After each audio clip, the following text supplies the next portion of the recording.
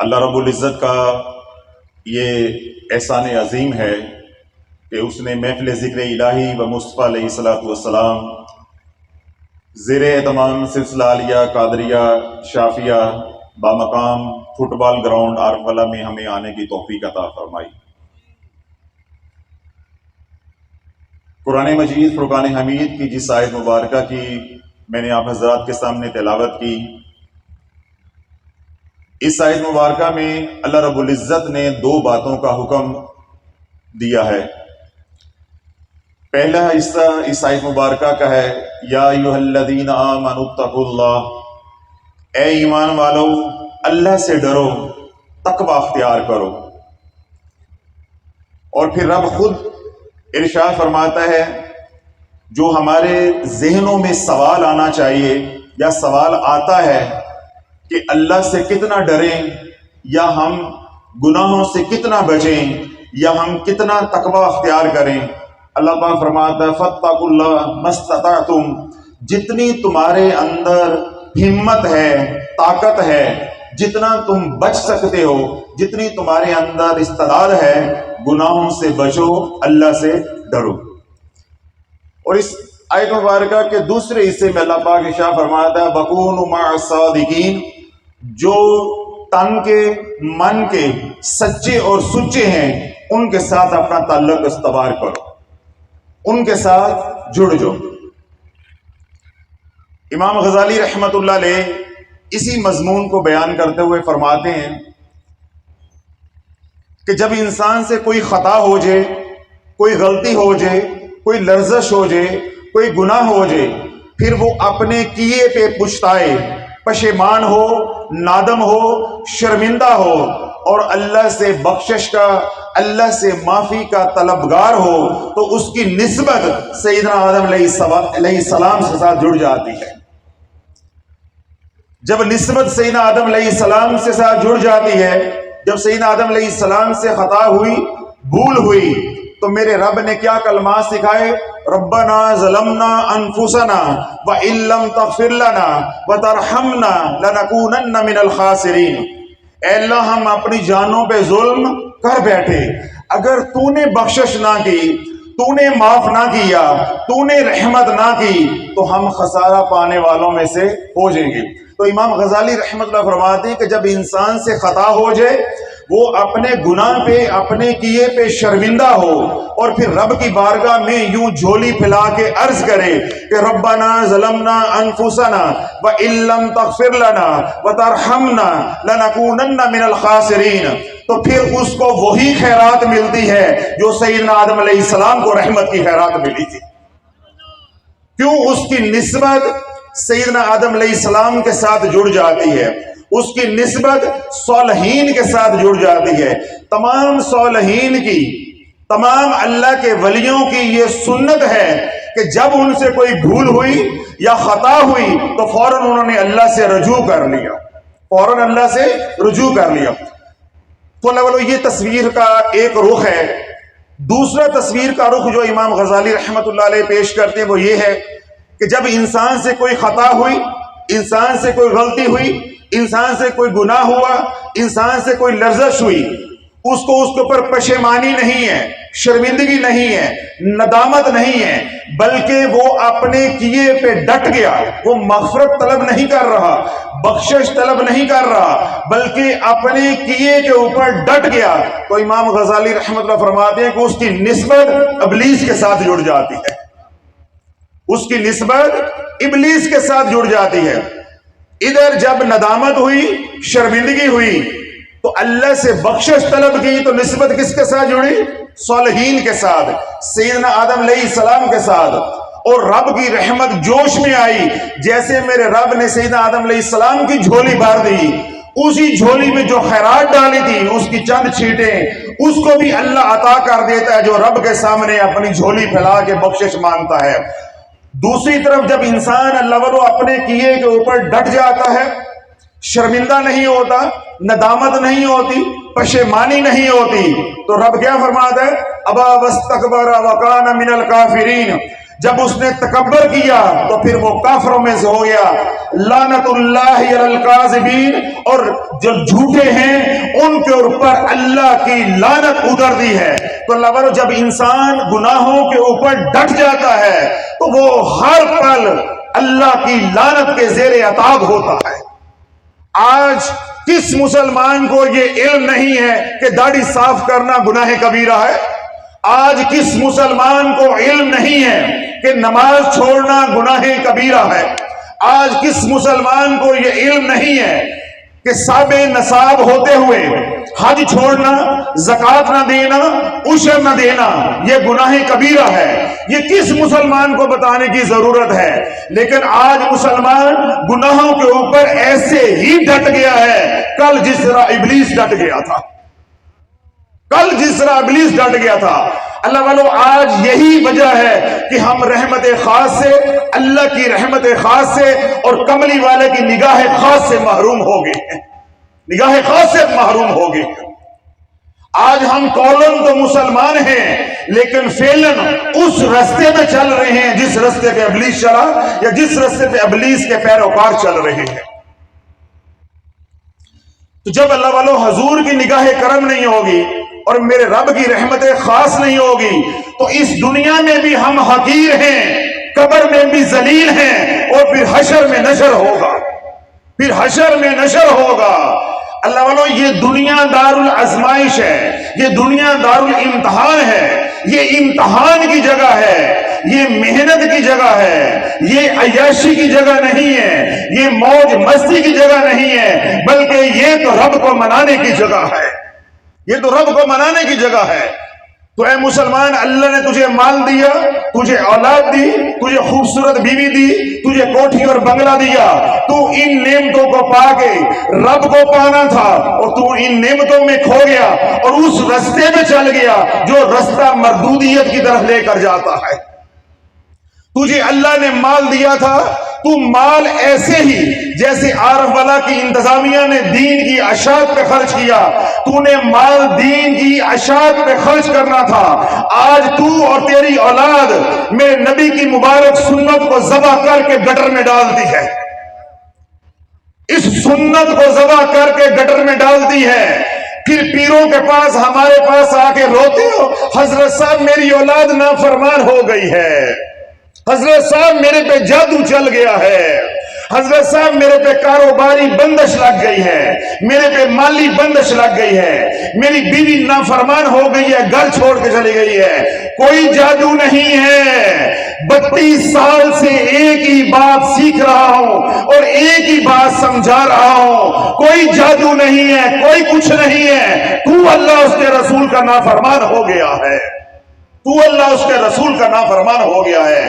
تو نے نبی علیہ السلام کا رستہ چھوڑ کے مردود کا رستہ اختیار کر لیا ہے، اور مردود کا رستہ اللہ کی رحمت سے محروم ہے. اللہ کی رحمت سے محروم ہے. اللہ والوں میں 2 مثالیں آسان سی دیتا ہوں. جو حضرات پڑھے ہیں، اہل علم بیٹھے ہیں، علماء بیٹھی ہیں، ان کی تو مجھے پریشانی نہیں ہے. میرا مطلوب اور مقصود عوام ہے. آپ کو بات سمجھ آنی چاہیے. جب نسبت بدلتی ہے، جب کیا ہوتا ہے؟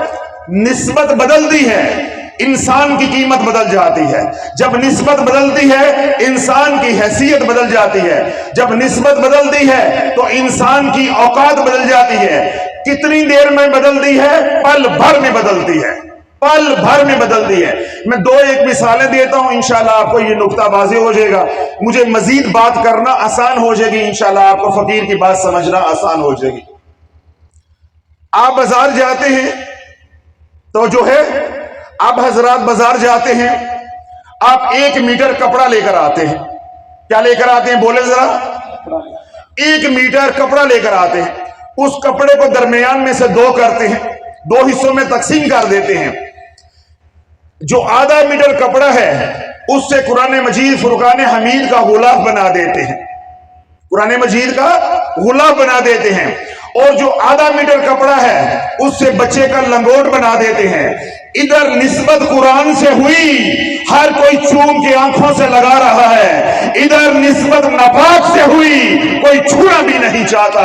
कपड़ा एक है, कीमत एक है, रंग एक है, दर्जी एक है, एक ही घर में कुरान है और एक ही घर में नजासत है।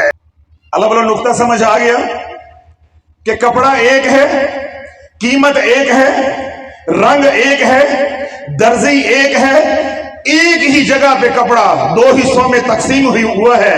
एक की निस्बत कुरान मजीद फुरकान हमीद के साथ हो गई है, पाक के साथ हो गई है, हर कोई चूम रहा है, आंखों से लगा रहा है, उसका वही एहतराम किया जा रहा है जो कलामुल्लाह का एहतराम है। और एक की निस्बत नापाक के साथ हो गई है, गलाजत और गंदगी के साथ हो गई है।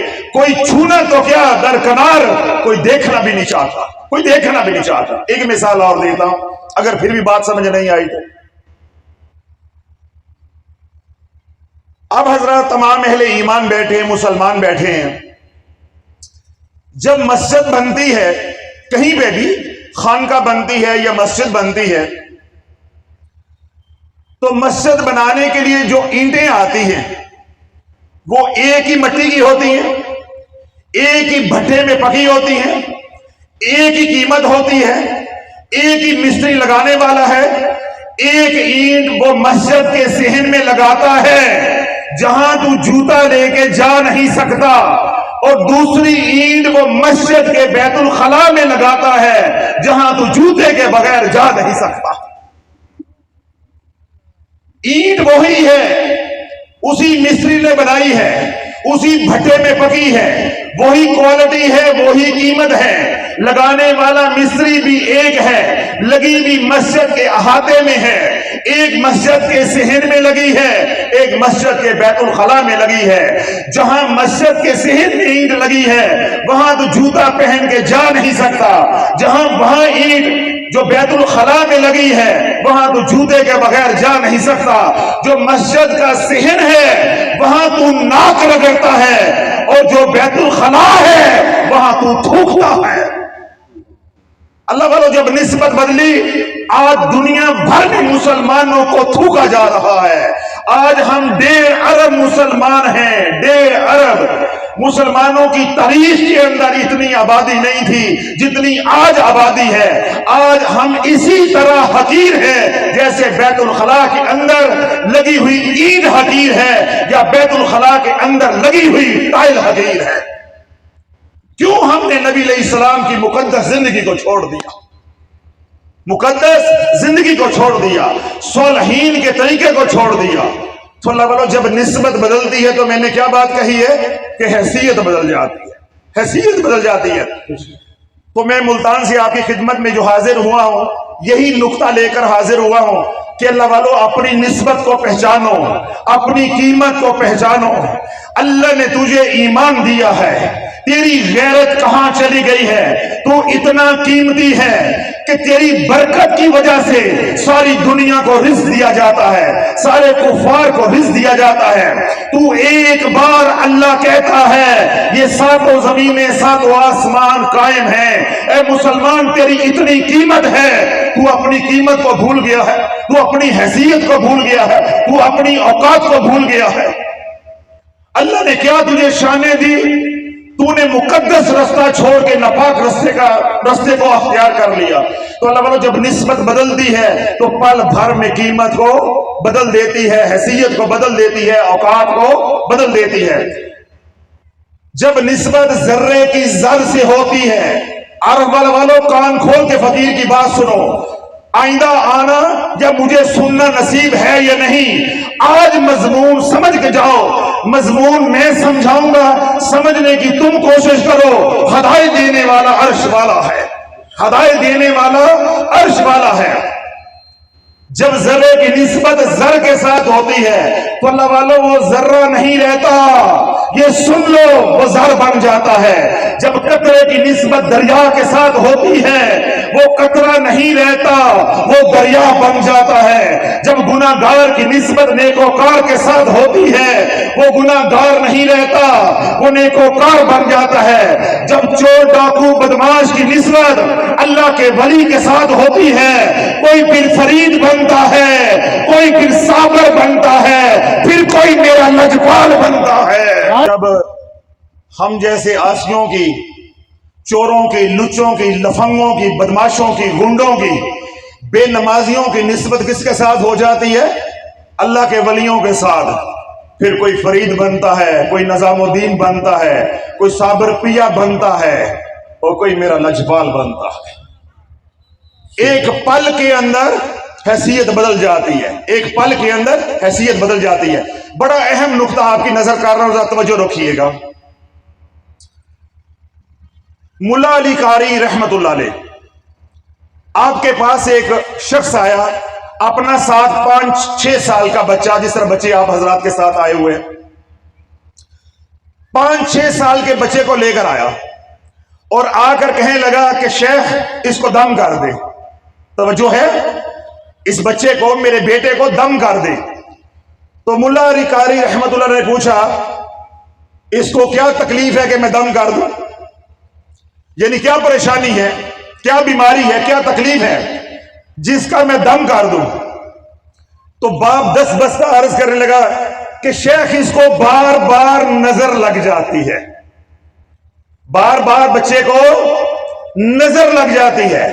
तो मुल्ला अली कारी मौज में आए, आपने फरमाया कि बच्चे को बार बार नजर लग जाती है। बाप ने कहा हाँ कि बच्चे को बार बार नजर लग जाती है। आपने फरमाया कि जाओ इसको ले लो किसी अल्लाह वाले के पास, जिसको अल्लाह वाले की नजर लग जाती है फिर उसको नजर बद नहीं लगती। कोई ईमान ताजा हो रहा है?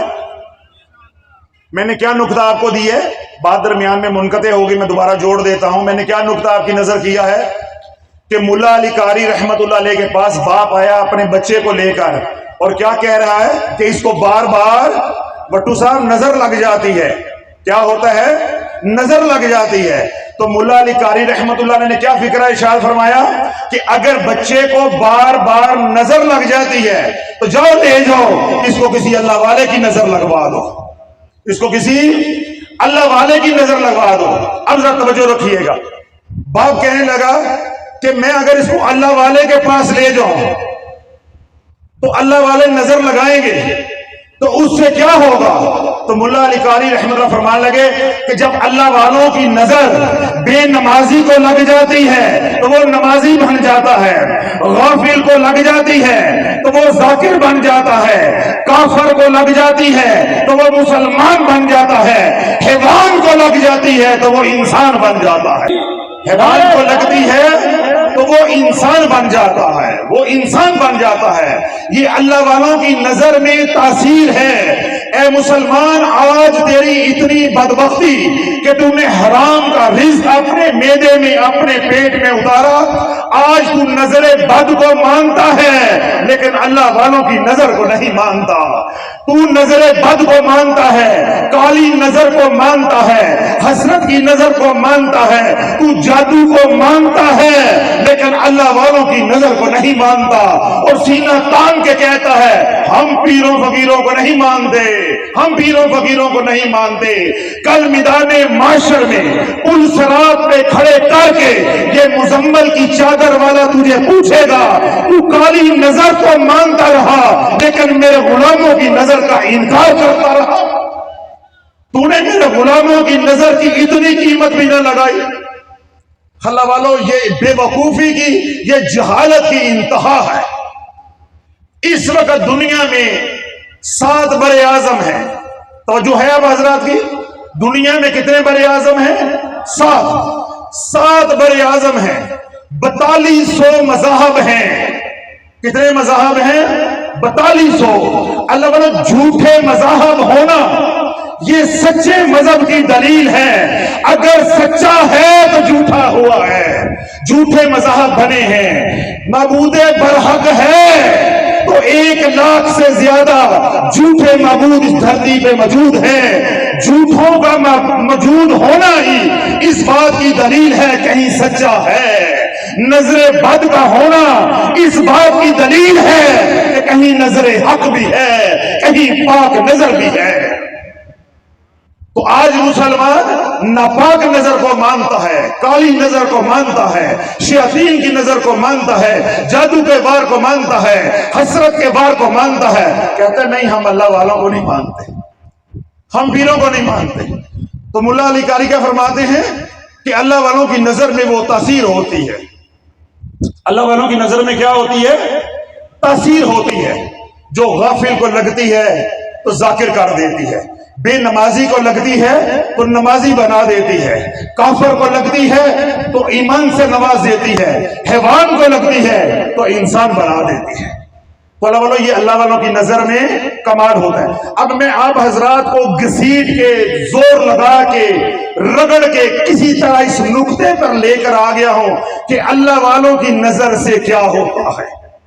اسی نقطے کو کھولنا ہے. اگر آپ جس ذوق سے، جس محبت سے سن رہے ہیں، مضمون تھوڑا سا مشکل ہے لیکن انشاءاللہ یہ نقطہ سمجھ آ گیا تو بیڑا پار ہے. انشاءاللہ ہمارا آج آنا بیٹھنا، آپ حضرات کا سننا انشاءاللہ قبول ہی قبول ہے.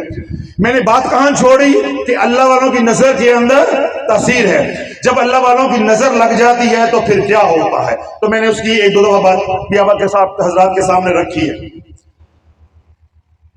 سیدنا سلیمان علیہ السلام، آپ حضرات نے بے تحاشا مرتبہ علماء سے سیدنا سلیمان علیہ السلام کے بارے میں سنا.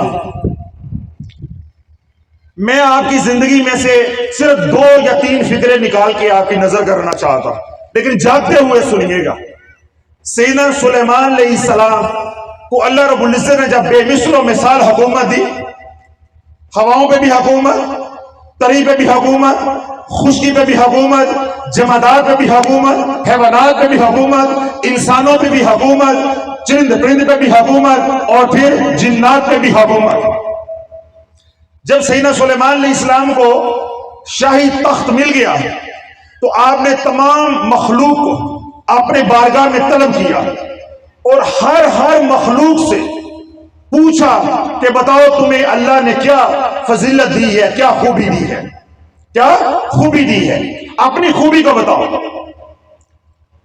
بات چلتے چلتے جب ہدہد پہ پہنچی، توجہ ہے اللہ والو، جب بات چلتے چلتے ہدہد پہ پہنچی تو سیدنا سلیمان علیہ السلام نے پوچھا کہ اے ہدہد بتا تیرے اندر کیا خوبی ہے، تیرے اندر کیا خوبی ہے.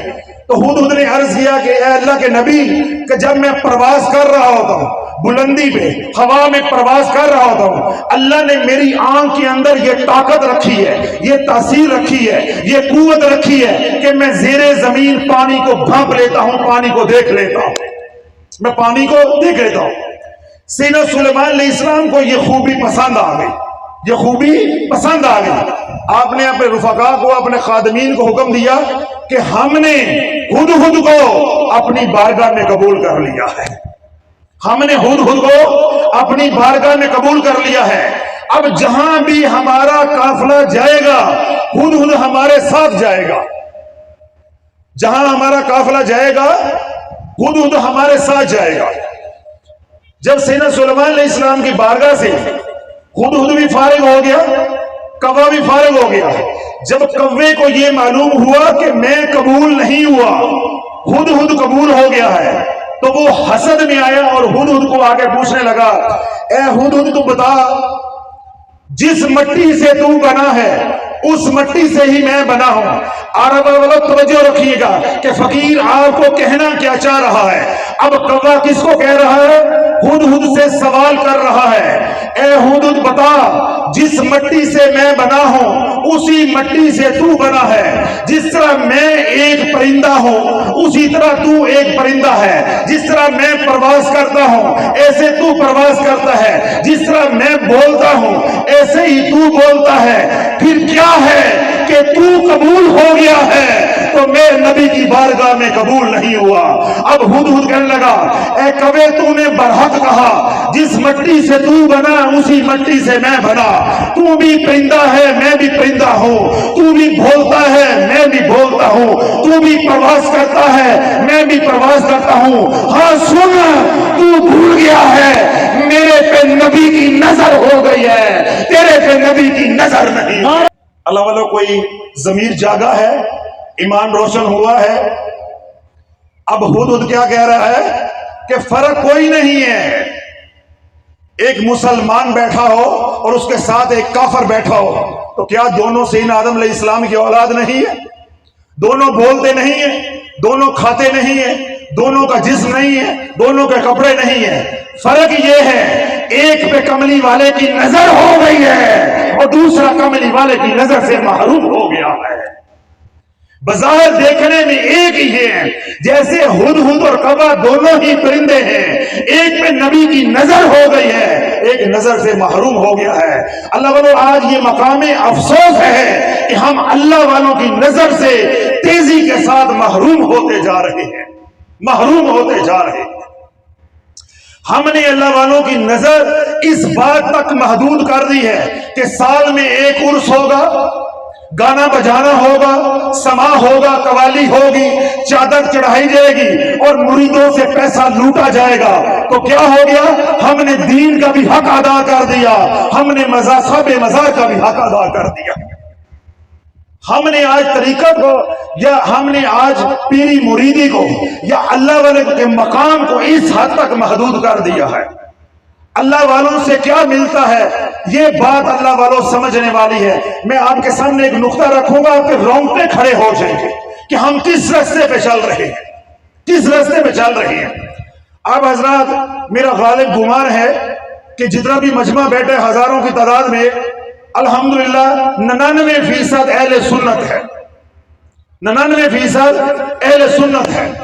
تو جب مجمع اہل سنت ہے تو اس کا کیا مطلب ہے؟ آپ پیروں کو ماننے والے ہو، تو تبھی مجھے جرأت ہوئی آپ کے سامنے آنے کی اور بولنے کی۔ یہ بات تو واضح ہے نا کہ آپ پیروں کو ماننے والے ہو۔ میں آپ کو یہ بتانا چاہتا ہوں کہ پیروں سے کیا ملتا ہے۔ اگر جو میں بات بتاؤں تجھے اپنے پیر سے وہ نہیں ملا تو پھر سمجھ لے کہ تیرا پیر کامل نہیں ہے یا تو طالب مولا نہیں ہے۔ آج تو نے اصلاح کر کے اپنی جانی ہے، اگر تیرا پیر کامل نہیں ہے، تو نے اللہ کے لیے پکڑا تھا اور یہی بیٹھے اسے اللہ کے لیے چھوڑ دے۔ اگر تیرا پیر کامل ہے تو تو طالب مولا بن جا، تو طالب مولا بن جا، اللہ تیری جھولی کو بھر دے گا، تیری نسلوں کو سنوار دے گا۔ جب سیدنا ابراہیم علیہ السلام کو نمرود نے آگ میں ڈالا، یہ قصہ آپ حضرات نے مساجد کے اندر علماء سے بے تحاشا دفعہ بچپن سے سنتے آ رہے اور سنا ہوگا۔ جب سیدنا ابراہیم علیہ السلام کو، اللہ کے خلیل کو، نمرود نے کس میں ڈالا؟ آگ میں۔ کیا نمرود کی آگ لگائی ہوئی جو آسمانوں کو چھو رہی تھی، جس کی حدت سے اوپر پرواز کرنے والے پرندے بھی جل رہے تھے، کیا اس آگ کو بجھایا جا سکتا تھا؟ آگ کو بجھایا جا سکتا تھا؟ بس توجہ رکھیے گا۔ جب سیدنا ابراہیم علیہ السلام کو پنگوڑے کے اندر ڈال کے جو شیطان نے رستہ دکھایا تھا، نمرود اور اس کے کرندوں نے جب سیدنا ابراہیم علیہ السلام کو، اللہ کے خلیل کو، پنگوڑے میں ڈال کے جب آگ میں ڈالنے لگے تو ادھر سے بلبل آیا اپنی چونچ میں ایک پانی کا قطرہ لے کے کہ میں وہ آگ بجھانے جا رہا ہوں جو نمرود نے اللہ کے خلیل کے لیے جلائی ہے۔ میں وہ آگ بجھانے جا رہا ہوں جو نمرود نے اللہ کے خلیل کے لیے لگائی ہے۔ آگ بجھانے کون جا رہا ہے؟ اگر جاگ رہے ہیں تو بلبل، ایک چھوٹی سی چڑیا، چھوٹا سا پرندہ، اور منہ میں پانی کا ایک قطرہ ہے، کیا آگ بجھ سکتی ہے؟ نہیں۔ اللہ جذبے دیکھتا ہے، اللہ ارادے دیکھتا ہے۔ اللہ تیری شکلیں نہیں دیکھتا، اللہ تیرے مال کو نہیں دیکھتا، اللہ تیرے منصب کو نہیں دیکھتا، اللہ تیرے حسب نسب برادری کو نہیں دیکھتا، اللہ تیرے اندر پلنے والے جذبے دیکھتا ہے۔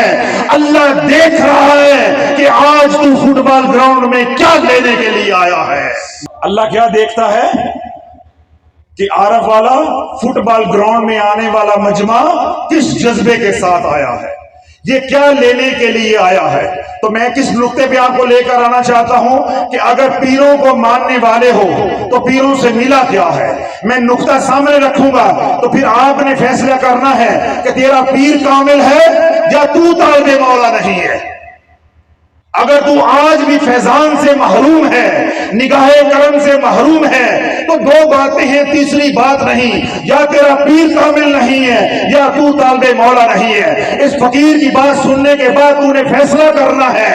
اگر پیر کامل نہیں ہے تو پیر پکڑا تھا اللہ کی رضا کے لیے، اسے چھوڑ کے جا اللہ کی رضا کے لیے، اور اگر تو طالب مولا نہیں ہے تو معافی مانگ کے جا کہ یا اللہ ٹھوکر لگی تھی، بھٹک گیا تھا، آج کے بعد میری رضا، میری منشا، میرا مقصود، میرا مطلوب صرف تو ہی ہے، صرف تو ہی ہے، صرف تو ہی ہے۔ اللہ کیا دیکھتا ہے؟ جذبے دیکھتا ہے، ارادے دیکھتا ہے۔ اب بلبل اپنے منہ کے اندر ایک قطرہ پانی کا لے کر کیا کرنے جا رہی ہے؟ آگ بجھانے جا رہی ہے، جو بادشاہ وقت نے لگائی ہے، جس کی حدت آسمانوں کو چھو رہی ہے۔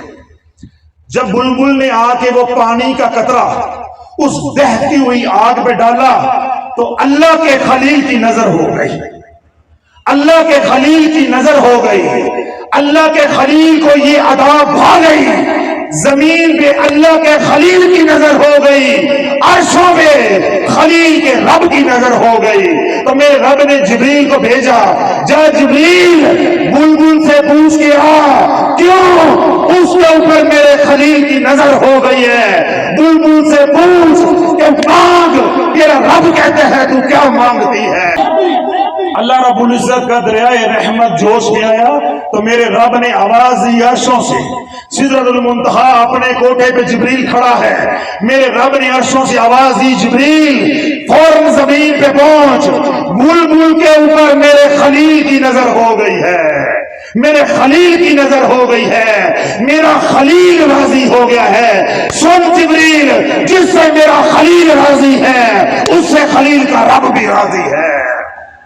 تو بلبل سے پوچھ کے آ کہ بلبل کا رب کہتا ہے کہ مانگ کیا مانگتی ہے، مانگ کیا مانگتی ہے۔ اللہ والوں، یہ وہ موڑ ہے جہاں میں نے آپ کو لے کر آنا تھا کہ اللہ والوں سے کیا ملتا ہے یہ اب میں بتانے لگا ہوں۔ اب اپنے اندر جھانکو کہ تمہیں پیر پکڑ کے کیا ملا ہے، تمہیں پیر پکڑ کے کیا ملا ہے۔ تم نظر و نیاز دیتے ہو، لاکھوں روپے اپنے پیر پہ لوٹاتے ہو، لنگر کے لیے پیسے دیتے ہو، قافلے لے کے جاتے ہو، حاضریاں دیتے ہو، تمہیں پیر سے کیا ملا ہے، تمہیں پیر سے کیا ملا ہے۔ جبریل امین علیہ السلام حکم خدا بندی بلبل کے پاس پہنچے اور آ کے بلبل کو مخاطب کیا کہ اے بلبل، تو نے جو آگ بجھانے کی کوشش کی، اللہ کے خلیل کو تیری ادا پسند آ گئی، تیرے پہ اللہ کے خلیل کی نظر ہو گئی، تیرے پہ رب کی رحمت ہو گئی ہے، رب نے مجھے بھیجا ہے کہ مانگ کیا مانگتی ہے، مانگ کیا مانگتی ہے۔ تو بلبل نے کہا کہ اگر میرا رب آج دینے پہ آ گیا ہے، توجہ ہے، آج اگر میرا رب دینے پہ آ گیا ہے، اس کا دریائے رحمت جوش میں ہے، اے اللہ پھر میں تیرے خلیل کے صدقے تیرا ذکر مانگتی ہوں، اسماء الحسنی کا علم مانگتی ہوں، سبحان اللہ، سبحان اللہ۔ میں تیرا ذکر مانگتی ہوں، میں اسماء الحسنی کا علم مانگتی ہوں۔ اے مسلمان، میں تیرے سے آج پوچھتا ہوں، تو نے پیر پکڑا تو تو نے جا کے بیٹا مانگا، تو نے پیر پکڑا تو تو نے کاروبار مانگا، تو نے پیر پکڑا تو تو نے بیوی مانگی، تو نے پیر پکڑا تو باہر کا ویزا مانگا، تو نے رب کا ذکر نہ مانگا۔ اے مسلمان، تو ایمان والا ہو کے، اشرف المخلوقات ہو کے، تو ایک بلبل سے بھی بدتر ہو گیا ہے، تو ایک بلبل سے بھی بدتر ہو گیا ہے۔ جو حضرات بڑی عمر کے بیٹھے ہیں، نوجوانوں کو تو یہ بات سمجھ نہیں آئے گی، نوجوانوں نے تو کبھی اللہ کا ذکر کرنے والا نہیں دیکھا، انہوں بیچاروں نے کبھی بلبل کے ترانے کہاں سنے ہو۔ بلبل کی جب فریاد میرے رب نے قبول کر لی، کیونکہ میرے رب کا دریائے رحمت جوش میں تھا، تو میرے رب نے کہا ٹھیک ہے، ہم نے کہا تھا مانگ کیا مانگتی ہے، تو اس نے کیا مانگا؟ اللہ کا ذکر، اسماء الحسنی کا علم ہم نے تمہیں عطا کر دیا، ہم نے تمہیں عطا کر دیا۔ ایک کرم خلیل کو پسند آنے پہ، ذرا توجہ رکھیے گا، ایک کرم کس پہ ہے, ایک انعام کس پہ ہے کہ میرے خلیل کو تو پسند آ گئی ہے, میرے خلیل کی نظر ہو گئی ہے. اور دوسرا کرم میں کر رہا ہوں, دوسرا کرم میں کر رہا ہوں. تو نے ذکر مانگا, اسماء الحسنہ کا ذکر, اسماء الحسنہ کا علم مانگا. پھر سن بلبل, تو ذکر اس وقت کرے گی جب میں رات کو تان کے سب کو سلا دوں گا, بدکاروں کو, زانیوں کو, شرابیوں کو, بدمعاشوں کو, ڈاکوؤں کو, غافلوں کو, بے نمازیوں کو, جب میں سب کو سلا دوں گا اور اپنے ولیوں کو اٹھا دوں گا, جب میرے ولی میرے سے راز و نیاز کر رہے ہوں گے, اس وقت باغوں میں میرا ذکر کر رہے ہوں گے. میں صرف آپ حضرات کے ذوق کو دیکھنے کے لیے ایک سوال کرنا چاہتا ہوں, اگر اجازت دیں تو پوچھ سکتا ہوں؟ نوجوانوں سے نہیں, بڑی عمر کے لوگ جو بیٹھے ہیں, بڑی عمر کے جو لوگ بیٹھے ہیں, آپ نے کبھی کسی پارک کے اندر, جس کا امکان کم ہے, باغات کے اندر بلبل کو نغمہ سرائی کرتے سنا ہے؟ کوئی مجمع میں بندہ, ماشاءاللہ 5-7 لوگ ہیں, اللہ مبارک کرے, یعنی دیکھو اتنے مجمع کے اندر 5-7 لوگ ہیں جنہوں نے بلبل کا ذکر سنا ہے. یہ کس بات کی دلیل ہے؟ غفلت کی, کہ راتیں سو کے گزاری ہیں. تو میرے رب نے کیا ارشاد فرمایا تھا کہ جب سب کو سلا دوں گا ادھر اپنوں کو جگاتا ہوں. اب کیونکہ میں نے تجھے اپنا ذکر دے دیا ہے تو جتنے بھی چرند پرند ہیں میں ان کو بھی سلا دوں گا, ادھر اپنے ولیوں کو اٹھا دوں گا, ادھر تجھے اٹھا دوں گا. جب وہ راز و نیاز کر رہے ہوں گے رات کے آخری پہر, ادھر تو اسماء الحسنہ کا ذکر کر رہی ہوگی. تو اللہ والو, اللہ کے ولی جو ہیں, پیر اعظام جو ہیں, ان کو پکڑنے کا مقصود اور مطلوب کیا ہے؟ میں غافل ہوں تو میں ذاکر ہو جاؤں, میں بے نمازی ہوں تو نمازی بن جاؤں, میں نافرمان ہوں تو فرما بردار بن جاؤں. اگر میرے اندر حیوانیت ہے, شیطانیت ہے, تو اللہ والے کی نظر ہو جائے میں انسان بن جاؤں. اور ہم پیر کس لیے پکڑتے ہیں؟ منڈا ہو جاوے, منڈا ہے تو کڑی ہو جاوے, کاروبار نہیں چلتا. کیا نہیں ہوتا شفیق صاحب؟ کاروبار نہیں ہے, منڈے کا ویزا نہیں پہ لگتا, کوئی وظیفہ دے دو منڈے کا ویزا لگ جائے. ہم نے یہ پیری مریدی سمجھی ہے. اللہ والوں, اسی لیے طریقت بدنام ہو گئی, اب ڈبہ پیری غالب ہو گئی اور اللہ والے پیچھے چلے گئے. آج ہر آئٹم بازار سے ملتی ہے. اے عرب والو, جیب میں پیسہ ہے, دنیا کی ہر چیز تو صرف اپنے موبائل پہ خرید سکتا ہے. ہاں, تو ساری کائنات خرچ کر کے بھی اس زمانے میں ایک اللہ والے کو ڈھونڈ نہیں سکتا. تو سوئی سے لے کے جہاز تک صرف اپنے گھر بیٹھے اس موبائل پہ خرید سکتا ہے, ڈھونڈ سکتا ہے, گوگل پہ سرچ کر سکتا ہے. اگر تجھے نہیں کوئی ملے گا تو اللہ والا نہیں ملے گا. تجھے بچے دینے والے ملیں گے, بیٹے دینے والے ملیں گے, بیٹیاں دینے والے ملیں گے, مکان دینے والے ملیں گے, ویزے دینے والے ملیں گے, جنت کی ٹکٹیں دینے والے ملیں گے. اے اللہ, تو گواہ ہو جا, تیری عزت و جلال کی قسم ہے, ذکر دینے والے نہیں ملیں گے, رب کا ذکر دینے والے نہیں ملیں گے. اللہ والو, تمہیں پیروں نے کیسے گمراہ کیا؟ میں ایک نقطہ آپ کے سامنے رکھتا ہوں. پیر کیا بانٹتے ہیں؟ جنت. عبدالشکور صاحب دھیان ہے, کیا بانٹتے ہیں؟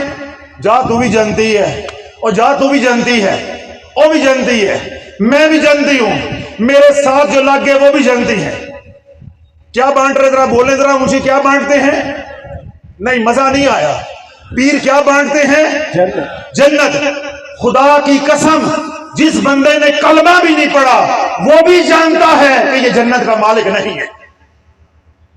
جس نے کلمہ بھی نہیں پڑھا, جو اہل ایمان بھی نہیں ہے, وہ بھی جانتا ہے یہ جو پیر کہہ رہا ہے کہ میں جنت کی ٹکٹ دے رہا ہوں, یہ جنت کا مالک نہیں ہے. جس کا مالک نہیں ہے وہ بانٹ رہا ہے, اور جس کا مالک اپنے گھر کا مالک ہے, اگر تو بانٹنے پہ آیا ہے تو اپنا گھر اس مرید کے نام کر دے جس کا گھر نہیں ہے. سبحان. مزہ تو تب آئے تیرے صحیح لجپال ہونے پہ, مزہ تو تب ہے. تو جنت کا مالک نہیں, تو روزے جزا کا مالک نہیں ہے، تو ادھر کامیابی کی مہریں لگا رہا ہے، لوگوں کو جنت میں محل دے رہا ہے، اپنا محل بیچ کے اپنے غریب مریدوں میں بانٹ دے، میں تیرا مرید ہو جاؤں گا، میں تیرا مرید ہو جاؤں گا۔ اللہ والوں کو آنکھیں کھلی ہیں کہ پیر ہمیں کہاں لے گئے، یہ دنیا کی اللہ والوں کوئی اوقات نہیں ہے۔ اگر آپ نے 15 سال سے پیر پکڑا ہے، 10 سال سے پیر پکڑا ہے، 5 سال سے پیر پکڑا ہے، نماز کی توفیق نہیں ہے، شریعت کی پابندی نہیں ہے، اللہ کا ذکر نہیں ہے، خدا کی عزت کی قسم تمہیں کچھ نہیں ملا، چاہے ساری دنیا بھی مل گئی ہے تمہیں کچھ نہیں ملا۔ وَلَذِكْرُ اللَّهِ أَكْبَرُ، اللہ کا ذکر ہی سب سے بڑا ہے، تمہیں کچھ نہیں ملا، کچھ نہیں ملا۔ میں نے آپ حضرات کو بھی ایک بات کہی تھی کہ میں آپ کو گھسیٹ کے کسی موڑ پہ لے کر آ رہا ہوں، وہ موڑ آ گیا، وہ موڑ آ گیا۔ اب یہ میری بات ان کانوں سے نہیں، دل کے کانوں سے سننی ہے۔ صرف ایک بات، ہم پیروں سے کیا مانگنے جاتے ہیں؟ منڈے، کڑیاں، کاروبار، بیوی رس کے چلی گئی ہے، بیوی آ جائے، کاروبار نہیں چلتا، تنگی ہے، اور آج کے دور میں جادو ہے۔ یہی موٹی موٹی چیزیں ہیں نا جو مانگنے جاتے ہیں۔ سنو، ان کے لیے پیروں کے پاس جانا ضروری نہیں ہے۔ یہ کہاں سے مل سکتے ہیں؟ تمہیں رستہ بتاتا ہوں یہ کہاں سے ملتی ہے۔ میرے سلسلہ عالیہ کے میرے متعلقین میں سے ایک میرے ساتھی ہیں، جس طرح یہ بزرگ بیٹھے ہوئے ہیں پروفیسر سعید صاحب کے ساتھ، اس طرح کے سفید داڑھی والے بڑی عمر کے میرے وہ ساتھی ہیں متعلقین میں سے، غلام عباس ان کا نام ہے۔ ان کے دادا، ذرا توجہ رکھیے گا میں کہنا کیا چاہتا ہوں، ان کے دادا اپنے علاقے کے، اپنے گاؤں کے نمبردار تھے۔ آپ حضرات کو معلوم ہے کہ آج سے 30-35 سال پہلے بھی نمبردار ہونا بڑے اعزاز کی بات ہوتی تھی، اور انگریز کے دور میں نمبردار ہونا ایسے ہی تھا جیسے آج کے دور میں MNA یا MPA ہونا ہے۔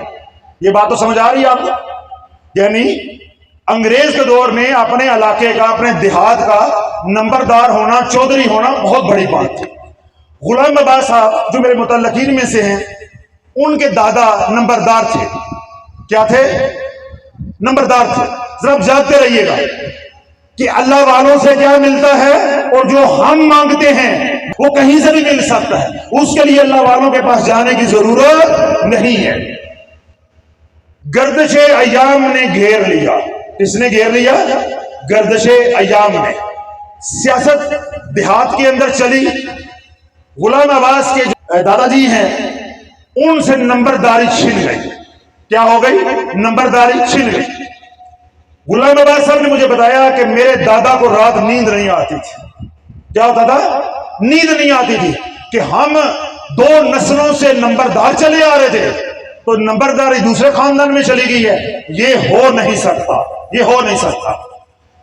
جب وہ راتوں کو کروٹیں لیتے، سارا دن پریشانی میں رہتے، جب میرے رب نے دیکھا کہ اس کو دنیا مقصود ہے، اللہم انت مقصودی ورداک مطلوبی، اس کا مقصود اور مطلوب میں نہیں ہوں، دنیا ہی اس کا مقصود اور مطلوب ہے۔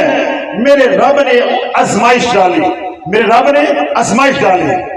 غلام عباس صاحب کے جو دادا ہیں، ان کے ایک عزیز نے کہا کہ ایک بڑا اللہ والا ہے، اس کی دعائیں قبول ہوتی ہیں، وہ جو دعا کرتا ہے کام ہو جاتا ہے۔ دعائیں کس کی قبول ہوتی ہیں؟ مرزا غلام احمد قادیانی کی۔ اے مسلمان ذرا کان کھول کے سن، تجھے میں نے کہا تھا میں تمہیں بات سناؤں گا تم ہل جاؤ گے۔ جن کاموں کے لیے تو پیروں کے پاس جاتا ہے، وہ کام مرزا غلام احمد قادیانی ملعون بھی کر سکتا ہے۔ اب غلام عباس کے دادا کو کہا کہ ایک اللہ والا ہے، اس کی دعائیں قبول ہوتی ہیں، وہ ہاتھ اٹھاتا ہے بیڑا پار ہو جاتا ہے۔ غلام عباس صاحب کے دادا کے ساتھ کیا ہوا تھا؟ نمبرداری چھن گئی۔ مرزا کے پاس پہنچ گئے، مرزا کے پاس پہنچ گئے۔ مرزا نے پوچھا کیسے آئے ہو؟ انہوں نے کہا سائیں ہماری نمبرداری چھن گئی ہے، دعا کرے۔ مرزا غلام احمد قادیانی نے یوں ہاتھ اٹھائے، کیا مانگا، کس سے مانگا؟ دینے والا جانتا ہے یا مانگنے والا جانتا ہے؟ مجھے علم نہیں ہے اس نے کس سے مانگا، لیکن تاریخ گواہ ہے، بندہ زندہ و حیات ہے، گواہ ہے کہ اس کو نمبرداری مل گئی، ادھر نمبرداری ملی، ادھر شیطان نے وار کیا، اگر یہ جھوٹا ہوتا تو اس کی دعائیں کیوں قبول ہوتی؟ پھر دادا نہیں، پورا خاندان مرزئی ہو گیا، پورا خاندان مرزئی ہو گیا۔ نمبرداری لینے کے چکر میں، تو لڑکا لینے کے چکر میں مشرک ہو گیا، تو نے قبروں کو سجدے شروع کر دیے، تو نے قبروں پہ ڈھول بجانے شروع کر دیے، تو نے قبروں پہ چادریں چڑھانی شروع کر دی، تو نے قبروں پہ سجدہ تذیبی رائج کر دیا، صرف اس لیے کہ اللہ راضی ہو جائے، مجھے دنیا مل جائے۔ جو دنیا تو مانگ رہا ہے وہ دنیا تو مرزا غلام احمد قادیانی نہیں بانٹ رہا ہے۔ پورا خاندان مرزئی ہو گیا، پورا خاندان۔ پاکستان بننے کے بعد غلام عباس صاحب کو اللہ نے ان کے خاندان جو دوسری تیسری نسل تھی وہاں جا کے اللہ نے ایمان کی دولت دی ہے۔ تو دنیا لینے کے لیے کہاں جا رہے ہیں جی؟ موڑا شریف جا رہے ہیں، منڈا نہیں ہوں گیا، منڈا لین چل رہے ہیں، منڈا لین چل رہے ہیں۔ وما انتم بمعجزین فی الارض وما لکم من دون اللہ من ولی ولا نصیر۔ تم جو مرضی تدبیریں کر لو زمین پہ، اللہ کو عاجز نہیں کر سکتے۔ سن لو، اللہ کے علاوہ تمہارا کوئی مددگار نہیں، اللہ کے علاوہ تمہارا کوئی دوست نہیں۔ جب تک اللہ نہ چاہے موڑا شریف والا بھی نہیں دے سکتا، گولڑا شریف والا بھی نہیں دے سکتا، میرا لجپال بابا فرید بھی نہیں دے سکتا۔ جب عرش والے کا اشارہ ہو جاتا ہے تو مسجد کے مؤذن کی دعا بھی قبول ہو جاتی ہے، مسافر کی دعا بھی قبول ہو جاتی ہے، بری ماں کے اٹھے ہاتھوں کو بھی اللہ قبول کر لیتا ہے، اور میرے جیسے عاصی کی دعائیں بھی قبول ہو جاتی ہے۔ کیوں؟ اللہ راضی ہو گیا ہے، اللہ راضی ہو گیا ہے۔ کون راضی ہو گیا ہے؟ اللہ راضی ہو گیا ہے۔ اور اللہ کس بات پہ راضی ہوتا ہے؟ ربنا ظلمنا انفسنا وان لم تغفر لنا وترحمنا لنکونن من الخاسرین۔ اللہ نے شرط یہ رکھی ہے، اللہ کہتا ہے اپنے گناہوں کا اعتراف کر لے، اپنے جرائم کا اعتراف کر لے، تجھے کہیں جانے کی ضرورت نہیں ہے، گھر بیٹھے تنہائی میں، یہاں پنڈال میں بیٹھے تنہائی میں تو اپنے گناہوں کی توبہ کر لے۔ توبہ کرنا تیرا کام ہے، نوازنا میرا کام ہے۔ پھر میں نبی کے ذریعے نوازوں، گروڑا شریف کے ذریعے نوازوں، موڑا شریف کے ذریعے نوازوں، بابا فرید کے ذریعے نوازوں، یا کسی شافی کے ذریعے نوازوں، یہ پھر میرا کام ہے۔ تیرا کام توبہ کرنا ہے، تیرا کام توبہ کرنا ہے، تیرا کام توبہ کرنا ہے۔ آج لوگ عمرے پہ جاتے ہیں، ایک رواج بن گیا بہت زیادہ پاکستان سے عمرے پہ جانے کا، اچھی بات ہے۔ جب لوگ میرے پاس آتے ہیں تو آلو کی طرح منہ صاف ہوتا ہے۔ کس کی طرح صاف ہوتا ہے؟ کس کی طرح منہ صاف ہوتا ہے؟ میں اس لیے 2-3 دفعہ کہا ہے کہ جن کا صاف ہے ان کو حیا آ جائے۔ آلو کی طرح منہ صاف ہوتا ہے۔ تو میں کہتا ہوں کہ کہتے ہو کہ مجھے مدینے والے نے بلایا ہے۔ کس نے بلایا ہے؟ مدینے والے نے بلایا ہے۔ تو جب مدینے والے نے بلایا ہے تو مدینے والی کی رضا بھی دیکھو کس میں ہے۔ جب اس کے در پہ جا کے سلام پڑھو گے، اگر اس نے رخ انور دوسری طرف کر لیا تو تجھے 4 لاکھ روپے لگانے کا کیا فائدہ ہوگا؟ تجھے 15 20 دن 25 دن وہاں رہنے کا، 4 لاکھ روپیہ لگانے کا، کاروبار بند کرنے کا، دفتر سے چھٹی لینے کا کیا فائدہ ہوگا؟ آگے سے جواب مسلمان کا کیا ہوتا ہے؟ حضرت صاحب میں نے ارادہ کیا ہے جب میں عمرہ کر لوں گا تو میں داڑھی رکھ لوں گا۔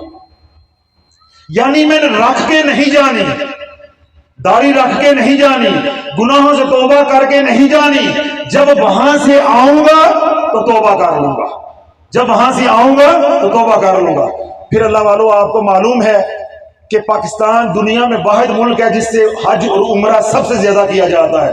پھر کتنے بدل کر آتے ہیں، کتنے بدل کر آتے ہیں۔ حرمین شریفین کی حاضری کے بعد بھی جیسے خالی بے نمازی گئے تھے ویسے بے نمازی واپس، جیسے ننگا سر لے کے دے تھے ویسے ہی، جو گناہ یہاں سے لے کے دے تھے وہی گناہوں سے الا قلیل، کوئی شاذ و ناظر کوئی ایک آدھ ہوگا جو بدل جائے گا۔ تو لولو توبہ کے لیے کسی مقام کا ہونا ضروری نہیں ہے، توبہ کے لیے نادم ہونا ضروری ہے۔ اور یہ ندامت، یہ شرمندگی، یہ پشیمانی کہاں سے ملتی ہے؟ یہ اللہ والوں کے جوڑوں میں بیٹھنے سے ملتی ہے، اللہ والوں کے جوڑوں میں بیٹھنے سے ملتی ہے۔ جب نسبت کامل ہوگی، پیر کامل ہوگا، جب تمہاری نسبت اس کے ساتھ ہوگی، اس کی نسبت تجھے توبہ کرنے پہ مجبور کر دے گی۔ اگر تو طالب مولا ہے، اگر تو اللہ کے لیے گیا ہے، اللہ کے لیے پیر پکڑا ہے، پھر وہ اس کی نسبت تجھے توبہ کرنے پہ مجبور کر دے گی۔ جب تو توبہ کر لے گا پھر تو کیسا ہوگا، یہ میں تصویر آپ حضرات کے سامنے رکھتا ہوں، انشاءاللہ آپ کو سمجھ آ جائے گی کہ پیری مریدی کیا ہوتی ہے۔ حضرت بایزید بستامی رحمت اللہ علیہ، بولو اللہ والو کون؟ مجھے لگتا ہے یا تو مجمع کے اوپر رقت طاری ہو گئی ہے، یا شرمندگی کا احساس بہت زیادہ ہو گیا ہے، یا پھر یہ کہ نیند آنا شروع ہو گئی ہے۔ ان تین باتوں میں کون سی بات سمجھوں؟ شرمندگی ہو رہی ہے، حسن ظن رکھنا چاہیے نا۔ اللہ والو جو آپ حضرات کو ندامت ہو رہی ہے، اللہ اس کی چند بوندیں مجھے بھی عطا کرے، ہم سب کا آنا اللہ قبول فرما لے۔ حضرت بایزید بستامی رحمت اللہ علیہ، توجہ رکھیے گا، 12-13 سال کی عمر ہے۔ کتنی عمر ہے؟ 12 یا 13 سال کی عمر ہے۔ اللہ والے کی نظر ہو گئی ہے، اللہ والے کی نظر ہو گئی ہے۔ جس پہ اللہ والے کی نظر ہو جاتی ہے، اللہ کے ولی کی نظر ہو جاتی ہے، پھر وہ کیسا ہو جاتا ہے یہ بتانے کی کوشش کر رہا ہوں۔ بایزید بستامی رحمت اللہ علیہ عمر کتنی ہے؟ 12-13 سال۔ اللہ کے ولی کی بچے کے اوپر نظر ہو گئی ہے۔ تو میں کیا کہہ رہا تھا کہ جب نظر ہو جاتی ہے تو مرید کیسا ہو جاتا ہے، یہ ذرا توجہ رکھیے گا۔ بایزید بستامی رحمت اللہ علیہ کی والدہ بیمار ہوئی، شدید بخار ہے۔ ماں نے بایزید کو آواز دی کہ بایزید آج حجرے میں نہ جانا، آج اللہ اللہ کرنے کے لیے تنہائی میں نہ بیٹھنا، میری طبیعت ٹھیک نہیں ہے، طبیعت ناساز ہے، مجھے شدید بخار ہے، میرا بیٹا میرے پاس سو جا، میرے ساتھ لیٹ جا۔ بایزید بستامی رحمہ فرماتے ہیں کہ میں حجرے میں جہاں چٹائی پڑی ہوئی تھی، جہاں میری ماں حجرے میں لیٹی، میں اپنی ماں کے ساتھ لیٹ گیا۔ گھر میں غربت کا، فقر کا یہ عالم تھا کہ ماں کے سر کے نیچے رکھنے کے لیے تکیہ نہیں تھا، ماں کے سر کے نیچے رکھنے کے لیے تکیہ نہیں تھا، اور میری ماں بخار سے تپ رہی تھی، مر رہی تھی۔ جب میں اپنی ماں کو اس چٹائی پہ لٹایا تو میں نے اپنا یہ دایاں بازو اپنی ماں کے سر کے نیچے رکھا اور ماں کو کہا کہ ماں تو اس کو تکیہ بنا لے۔ کیوں؟ اب اس بچے کے اوپر اللہ کے ولی کی نظر ہو گئی ہے، اس بچے کے اوپر، اس بایزید کے اوپر اللہ کے ولی کی نظر ہو گئی ہے۔ اب ماں کو کیا کہا کہ ماں سر اٹھا، ماں نے سر اٹھایا، بایزید بستامی نے اپنا دایاں بازو نیچے رکھا اور ماں کو کہا کہ ماں اپنے بیٹے کے بازو کے اوپر سر رکھ لے۔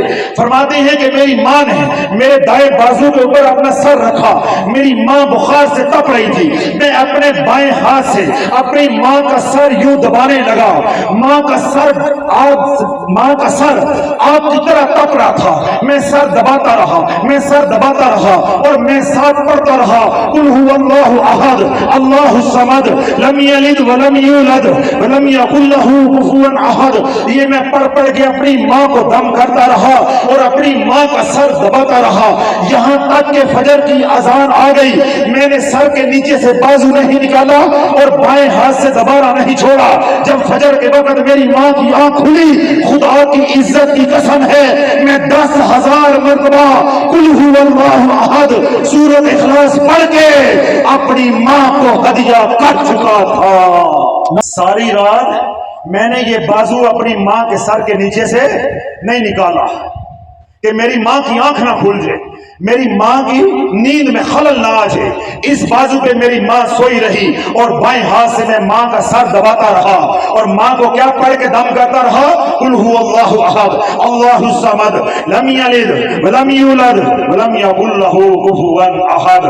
فرماتے ہیں کہ جب فجر کی مؤذن نے اذان دی، اذان کی آواز میری ماں کے کانوں سے ٹکرائی اور میری ماں کی جب آنکھ کھلی، مجھے عرش والے کی عزت کی قسم ہے تب تک میں 10,000 مرتبہ سورۃ اخلاص پڑھ کے اپنی ماں کو ہدیہ کر چکا تھا۔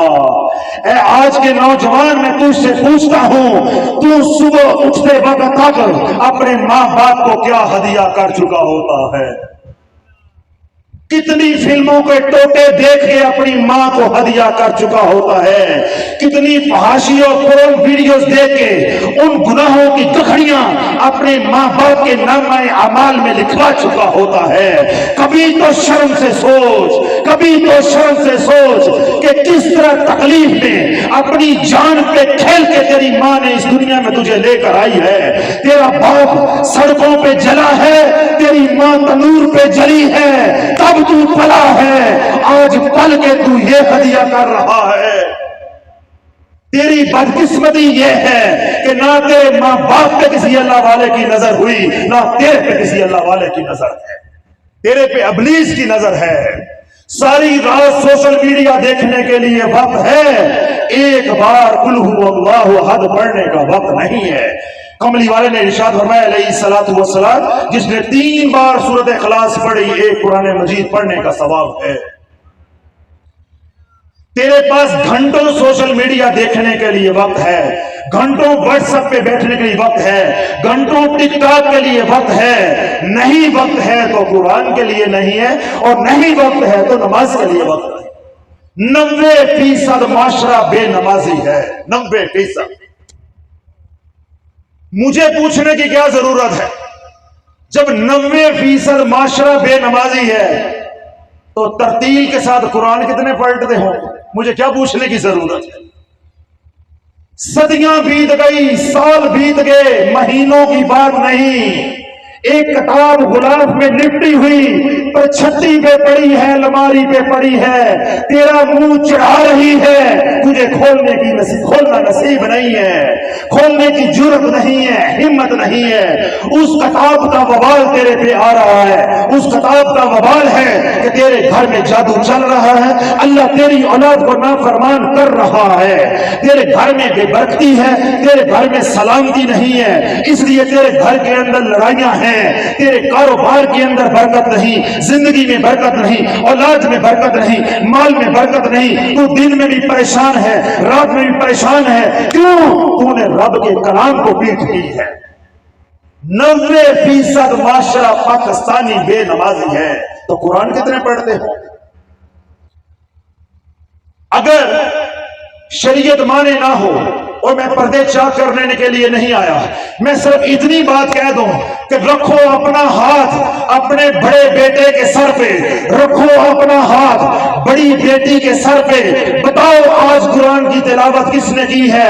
خدا کی قسم یہ آسمان گر پڑے گا، یہ زمین پھٹ جائے گی، ہم ایک دوسرے کا چہرہ نہیں دیکھ سکیں گے، یہ شرمندگی کا پنڈال میں عالم ہوگا، یہ شرمندگی کا عالم ہوگا پنڈال۔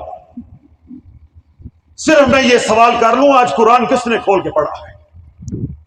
مہینے نہیں سالوں بیت گئے، قرآن کے غلاف کے اوپر اتنی مٹی۔ اللہ والوں، میں آپ کا رونا رو رہا ہوں۔ جب ہم نے بچپن دیکھا، بچپن میں مسجد میں جاتے تھے، فجر کی نماز کے بعد لوگ بیٹھے ہوتے تھے، عصر کی نماز کے بعد لوگ بیٹھتے تھے، اور خاص طور پہ عشاء کی نماز کے بعد اور مغرب اور عشاء میں ویسے لوگ بابے بیٹھے رہتے تھے۔ کیا ہوتا؟ قرآن پڑھا جا رہا ہے۔ آج مساجد کے اندر مسجدوں کی الماریاں کھول کے قرآن دیکھو، مٹی سے اٹے ہوئے قرآن آپ کو ملیں گے۔ تو اللہ کے نبی نے ہمیں 2 نعمتیں دی، ایک قرآن ایک سنت، ہم نے دونوں کو چھوڑ دیا، اور کس کو پکڑ لیا؟ پیروں کو۔ اور پیروں کو کس کام کے لیے پکڑ لیا؟ منڈا دے دو، کاروبار دے دو۔ ہم نے یزید سے با یزید بننا تھا، کوئی با یزید تھا بھی تو وہ بھی یزید بن گیا۔ پیر پکڑنے کا تو اللہ والوں مقصود اور مطلوب یہ تھا کہ میں غافل تھا تو میں ذاکر ہو جاتا، میں یزید تھا تو با یزید ہو جاتا، میں بھی اپنے ماں باپ کا یوں فرما بردار ہو جاتا، اللہ اس کے رسول کا یوں اطاعت گزار بن جاتا۔ حضرت جنید بغدادی رحمت اللہ فرماتے ہیں کہ میں کعبۃ اللہ کا طواف کر رہا تھا۔ کیا کر رہا تھا؟ کعبۃ اللہ کا طواف کر رہا تھا۔ میں نے ایک خاتون کو دیکھا کہ وہ زاروں قطار رو رہی ہے۔ کیا کر رہی ہے؟ زاروں قطار رو رہی ہے۔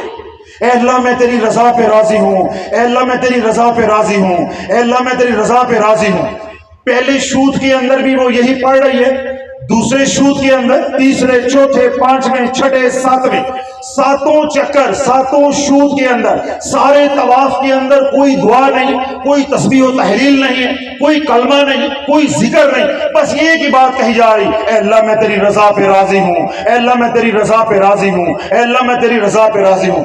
جنید بغدادی رحمۃ اللہ فرماتے ہیں کہ جب میں طواف سے فارغ ہوا، جب وہ عورت جو ہے وہ مطاف سے نکلی، یعنی طواف کر کے، تو میں اس عورت کے پاس گیا، میں نے جا کے پوچھا کہ اللہ والی تو نے پورے طواف کے دوران 7 چکروں 7 شوطوں کے دوران تو نے کوئی تسبیح و تحلیل نہیں کی، کوئی دعا نہیں پڑھی، کوئی اللہ کا ذکر نہیں کیا، تو بس ایک ہی بات کرتے رہیے، اے اللہ میں تیری رضا پہ راضی ہوں، اے اللہ میں تیری رضا پہ راضی ہوں۔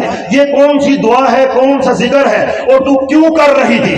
تو جنید بغدادی رحمۃ فرماتے ہیں مجھے خاتون کہنے لگی کہ اے جنید، مجھے اللہ کی عزت کی قسم ہے، آج صبح میرا نوجوان بیٹا مر گیا، میرا اکلوتا بیٹا تھا، آج میرا نوجوان بیٹا مر گیا، میں اس کی تدفین کر کے کعبۃ اللہ کا طواف کرنے آئی ہوں اور اللہ کو گواہ بنا کے کہہ رہی ہوں، اے اللہ جیسے بیٹے کے مرنے سے پہلے میں تیرے سے راضی تھی، آج مرنے کے بعد بھی تیرے سے راضی ہوں، مرنے کے بعد بھی راضی ہوں۔ میں اللہ کو گواہ بنا کے 7 چکر کعبۃ اللہ کے کاٹے ہیں اور ایک ہی بات کہی ہے، اے اللہ تو بیٹا دے دے تب بھی راضی ہوں، تو نے دے کے لے لیا ہے تب بھی تیری رضا پہ راضی ہوں۔ جنید بغدادی رحمۃ اللہ فرماتے ہیں ہم نے زندگیاں لگا دی، ہم نے زندگیاں کھپا دی، ہم نے ریاضتیں کی، مجاہدات کیے، پیر پکڑے، ہر تکلیف برداشت کی، ہم مقام رضا نہ پا سکے، وہ ایک بیٹا دے کے مقام رضا پا گئی۔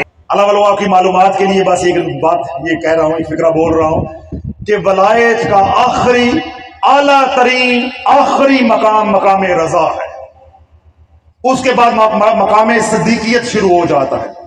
جہاں ولایت کی انتہا ہوتی ہے مقام صدیقیت کی ابتدا ہوتی ہے، جہاں مقام صدیقیت کی انتہا ہوتی ہے مقام رسالت کی ابتدا ہو جاتی ہے۔ مقام رسالت کی انتہا کہاں ہوتی ہے رب جانتا ہے یا پھر نبی جانتا ہے، رب جانتا ہے پھر نبی جانتا ہے۔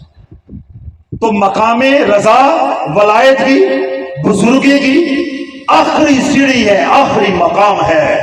تو ایک عورت ہو کے وہ مقام رضا پا گئی۔ تو اللہ بولو جب تمہارا میرا مقصود اللہ ہوگا تو اللہ کسی کا محتاج نہیں ہے، بس اس کو کوئی ادا پسند آ جاتی ہے، آپ کا آج رات کو یہاں بیٹھنا پسند آ جاتا ہے، سننا پسند آ جاتا ہے، میرا بولنا پسند آ جاتا ہے، کسی ایک کو بھی اللہ قبول کر لیتا ہے، اس کے جوڑوں کے صدقے اللہ ہم سب کو قبول کر لے گا۔